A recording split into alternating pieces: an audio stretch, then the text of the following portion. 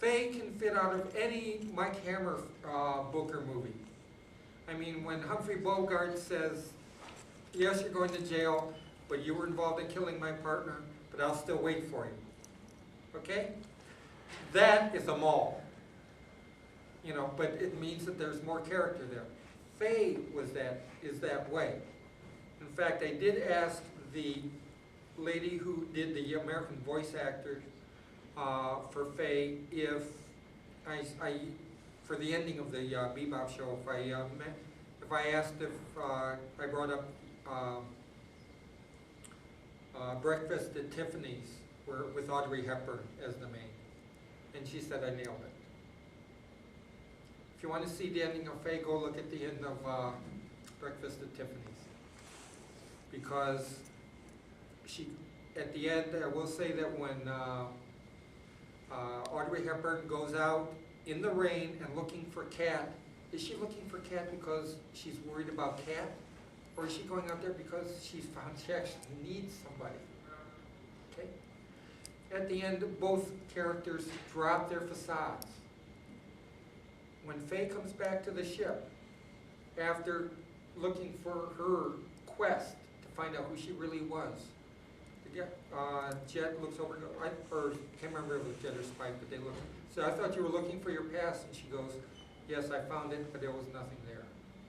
Everything she has is here, the ship, and that's where she belonged, and that's where she came back.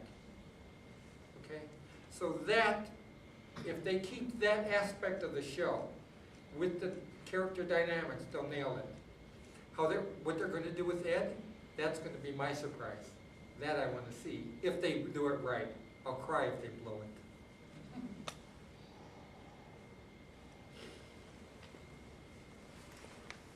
Again, it's the two things are some of the lack of the dynamics and the lack of humor in the video games.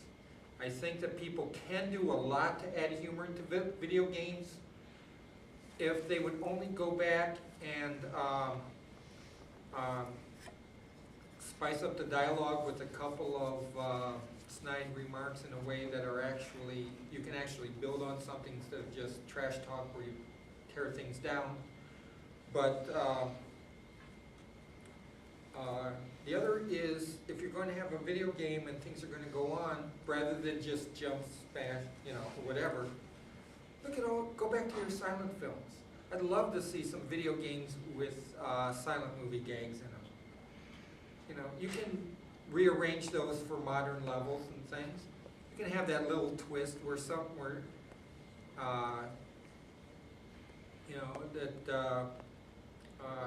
let's say in Buster Keaton, and I think that Charlie Chaplin also did this, but I could be wrong, but I think Keaton did it first, so this was one where he was maybe a year or two ahead. But he'd be standing there, and the whole side of the house would fall down around him, and he'd be standing right where the one window on the side of the house was. So he'd walk in. So all of a sudden, if something happened and you're trying to get into this house or room, and you can't do it, and all of a sudden the thing comes down, and you're in the same space, you walk over, you get into the next level, or you get inside the house where the next adventure is. There's all sorts of various ways to do that, and some of the ideas and some of the plot bunnies for them have already been done in some of the very good silent movies. I think they should look at that. I'm going to cut out a couple of things, but there's just a couple more elements that I'd like to go on, and that is when I talk about independent film arts, the biggest one that had me go wow so far since the early animes of 30-minute and the other things that were done, and that is Voices of a Distant Star. That was done by one person over 6 months on his Macintosh computer around 2000. Now the computers have gotten better, but if you look at the entire show and know that one person did that by himself, it means that the technology is there for a person who believes in a story that they want to have done. They can go out and do it, or they can get together with a couple of people and say, we're going to do this, computer-wise. We're going to have somebody help with the writing, help somebody with the storyboarding, and so it can be done. The other element that I would like to add when I say the word storyboarding is the fact that Japanese comics have a much different dynamics than American comics, which are panel, panel, panel, panel. For them, you might have something like this.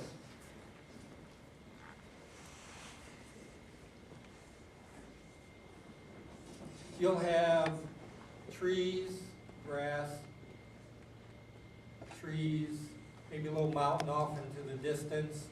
But here you'll have somebody who's excited, somebody down here from another character who is thoroughly underwhelmed. You'd have, where you'd have this, you might have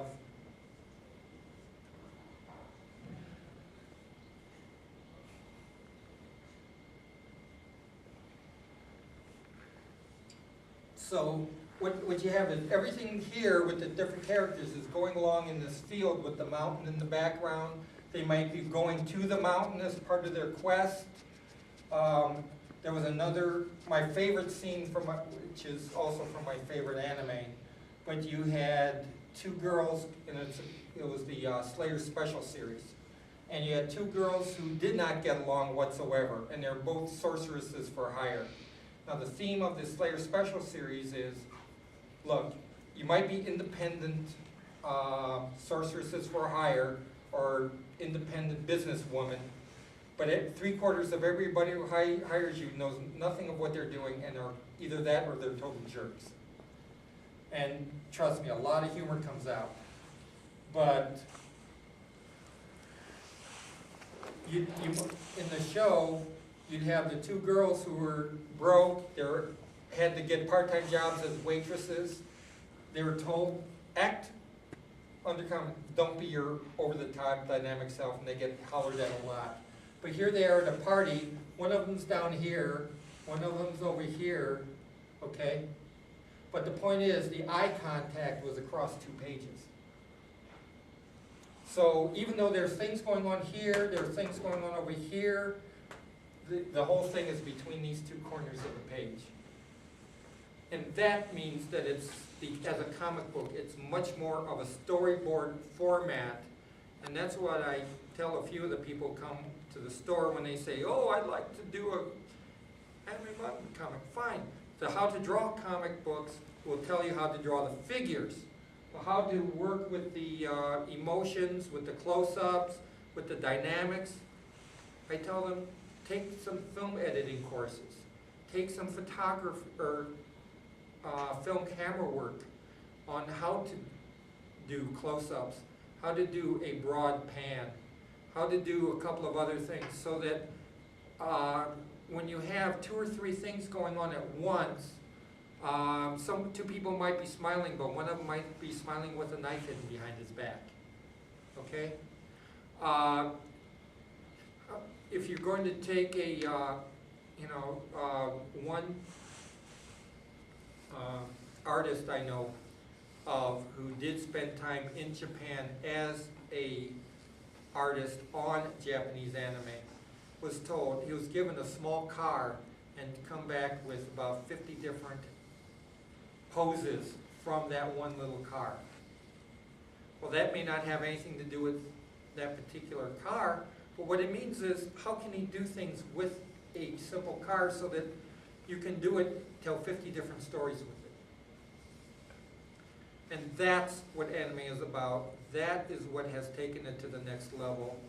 And I think that when things are done by committee, when things are, when somebody from a film industry says that there's pressure on them not to do an episodic series when it comes down to children's programming, or they dumb things down, or Cartoon Network has gone from if we show the best anime people will come. Build it and they will come. Instead, what's the cheapest we can make to get away with it? Flash animation with trash talk. I think that's where we're losing, and if this goes on YouTube, I'm sure I'll never get hired by Cartoon Network. But there are a few other things, but I think that this is a pretty good place to end it. And that way, if you come back, I'll have some room for later. Any questions?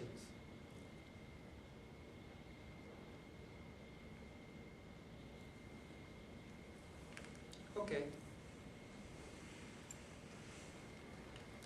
All set? Done? All right. Stan Sagan, his presentation on why anime. So have I missed anything, or did I get anything wrong? I'd just like to comment on working with some friends, making a online game, and the Dot Hack series, like you said, is very good that it develops new characters, and even as an adult, I enjoy Yes. watching it because Right, and there are certain They go elements through. within, yeah, there are certain elements within that hack that show up in the different games, but they add to a total picture. right, And and you that's need- one thing that's completely missing from almost every online game. It's, turns into a hack and slash fest, or Yeah. and I think that's something that you could add. Yeah, to an even within online Dot Hack that game, would- the guys have to survive. What do they have to do? They have to outthink. And Right. what's the one guy doing? He's over there cheating and goes, sometimes knowing how to do it is better than knowing what it is. Right. You know. I mean, it's But something that if they're definitely talking should about the go game into and you want development. creativity, look at some old Hollywood silent film movies for how they react with the action, because much more of what they did had to be visual rather than verbal. Right. See if they find anything. Let me know if you have anything out of there. My suggestion, I prefer Buster Keaton. He was character-wise. There were a couple of other people that were good, but as far as doing something with a little bit of class, as far as the overall picture, Keaton. But when it comes down to the individual person, then you had a couple of other. Charlie Chaplin surpassed on his individual characterizations. So again, how to present something, or how to do a nice little sidekick character. You might get some ideas on how to present things in a fresh way, that you're not copying them. You're saying, this worked, just like I say about the different generations. This worked here, but we're going to take this and put it here, but we're going to change it to make it work with us in a way that's different, because our situation's different. The quote that goes with that, I think, was from Picasso. Good artists steal, good artists copy, great artists steal.